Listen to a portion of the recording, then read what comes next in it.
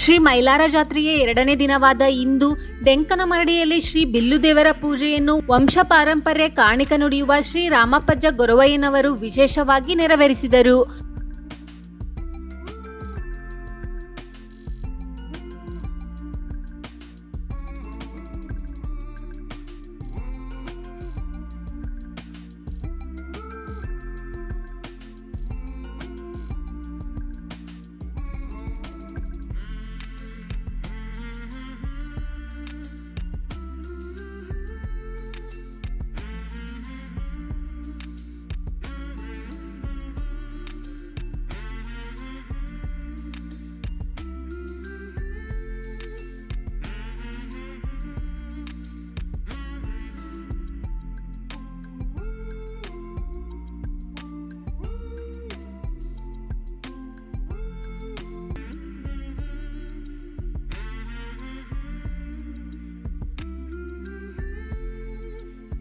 Friends, Mailaralingeshwara ಜಾತ್ರೆಯ ಪ್ರತಿದಿನದ ಮಾಹಿತಿಗಾಗಿ ನಮ್ಮ ಫೇಸ್ಬುಕ್ ಪೇಜನ್ನು ಫಾಲೋ ಮಾಡಿ.